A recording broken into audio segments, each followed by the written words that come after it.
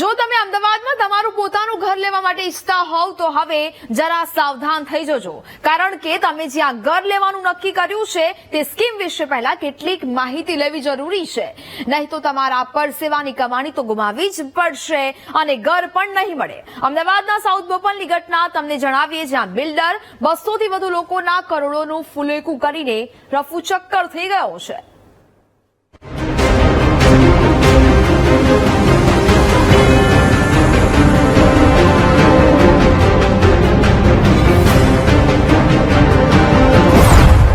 અમદાવાદમાં ઘર ખરીદવા ઈચ્છતા લોકો સાવધાન। પ્રી બુકિંગના નામે 200 થી વધુ લોકો સાથે છેતરપિંડી। સાઉથ બોપલની પ્રિવિલોન બિલ્ડકોન સ્કીમમાં ઠગાઈ। બિલ્ડર જયદીપ કોટક અને હિરેન કારિયાએ ફેરવ્યું કરોડોનું ફુલેકું। જો તમે ઘરનું સ્વપ્ન સેવતા હોવ તો તમારે જરા સાવધાન થઈ જવાની જરૂર છે। જો તમને કોઈ પ્રી બુકિંગમાં ડિસ્કાઉન્ટ આપવાની સ્કીમ આપે તો જરા ચેતીને રોકાણ કરજો, કેમ કે આવા કિસ્સામાં તમને ઘર તો નહીં મળે પણ નાણાં ગુમાવવા પડી શકે છે અને પછી એ જ નાણાં મેળવવા રોજ ધક્કા ખાવાના વારા આવે। આવું જ કંઈક સાઉથ બોપલની એક સ્કીમમાં બન્યું, જ્યાં એક બે નહીં પણ 200 જેટલા લોકોના નાણાં અટવાયા છે। ઘરનું સ્વપ્ન પૂર્ણ કરવા માટે લોકોએ સાઉથ બોપલની પ્રિવિલોન બિલ્ડકોન ગ્રુપની સ્કીમમાં રોકાણ કર્યું। રોકાણકારોને ખ્યાલ ન હતો કે નાણાં ગુમાવવા અને પછી તે નાણાં પરત મેળવવા ધક્કા ખાવાનો વારો આવશે, પણ આવું જ કંઈક બન્યું। પ્રિવિલોન સ્કીમમાં નાણાં ગુમાવનાર કેટલાક લોકો સાથે વીટીવી ન્યૂઝે મુલાકાત કરી તેમની આપવીતી જાણી। નવરાત્રી પહેલા હું જયારે અહીંથી નીકળ્યો ત્યારે મેં કલવ નામનું બોર્ડ જોયું। મને એમ થયું કે ચાલો ભાઈ આપણી જગ્યા છે તો જોતા જઈએ શું થાય છે શું નહીં। જોયું તો અહીંયા આગળ કલવ નામનું બોર્ડ મારેલું, એટલે મેં ત્યાં ઉભા રહીને જ વિડીયો કોલ કર્યો। કોને? જયદીપભાઈ કોટકને। એમને ફોન રિસીવ ના કર્યો। પછી એમના તે વખતે હતા યુવરાજભાઈ રાઠોડ કરીને, તો યુવરાજભાઈ રાઠોડને ફોન કર્યો તો એ કે યાર એવું બને ના। મેં કીધું એવું જ છે, તમે અહીંયા આગળ આવો। તો એ કે ના તમે મને ફોટો મોકલો। એટલે મેં એમને ફોટો મોકલ્યો પાડીને। તો મેં કીધું જો ભાઈ આ કલવનું આ રીતનું બોર્ડ છે ને આ તો અહીંયા આગળ સ્કીમ જ તમારી તો પ્રિવિલોનના નામનું કઈ પાર્ટી જ નથી રવા દીધું આ લોકોએ। તો એ કે તમે એક કામ કરો, ઓફિસે જાઓ ને જયદીપભાઈને મળો। તો મેં જયદીપભાઈને અહીંથી ફોન કર્યો। મેં કીધું હું તમને મળવા આવું છું, ઓફિસે છો?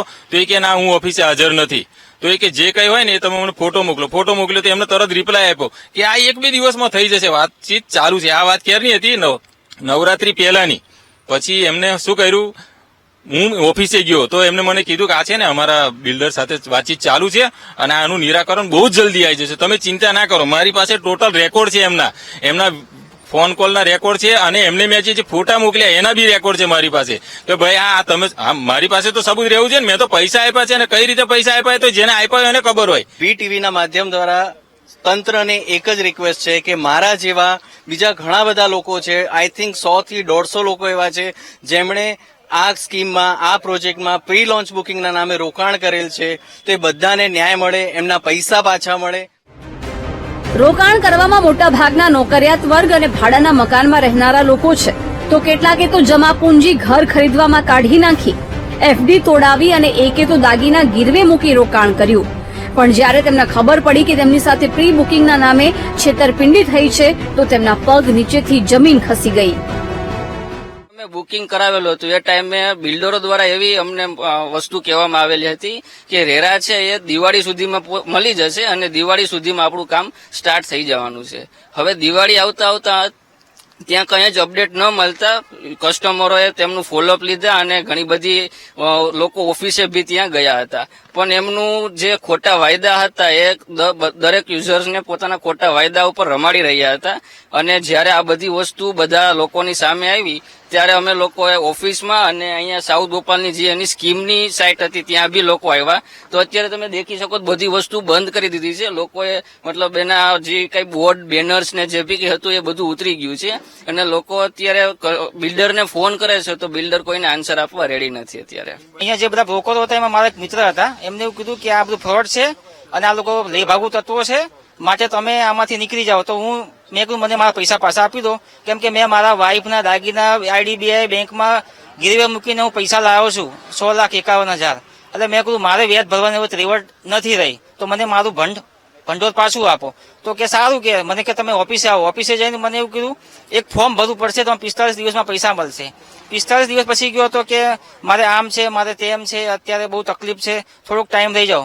એમાં ને એમાં આ લોકોએ 2-3 મહિના કાઢી નાખ્યા, ગોળ ગોળ વાયદા કર્યા અને મને મારું ફંડ આપ્યું નહીં. પછી મેં જયારે છાપામાં હમણાં 2-3 દિવસ પહેલા વાંચ્યું ત્યારે આશરે 201 જણાના 40 થી 50 કરોડ રૂપિયાનું આમાં રોકાણ છે. આ તમામ કૌભાંડમાં 3 વાત સામે આવી રહી છે.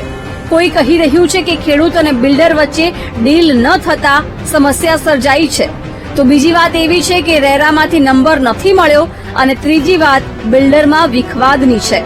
વાત જે પણ હોય, પરંતુ એક વાત સત્ય હકીકત છે કે કેટલાય સામાન્ય માણસોના રૂપિયા હાલ ફસાઈ ગયા છે અને તેમની પરસેવાની કમાણી દાવ પર લાગી ચૂકી છે.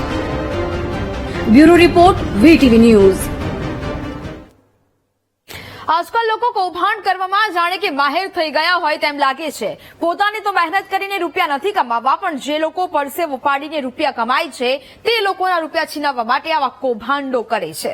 આવા લોકો વિરુદ્ધ કડક કાર્યવાહીની તો જરૂર છે જ, પણ તમને મારી એક સલાહ છે કે જો તમે તમારી મહેનતના પૈસા ગુમાવવા ન માંગતા હોવ તો કોઈ પણ સ્કીમ કે રોકાણ કરતા પહેલા 100 જગ્યાએ તેની તપાસને ખરાઈ કરજો, કેમ કે આજકાલ બજારમાં આવા અનેક કૌભાંડીઓ ફરી રહ્યા છે.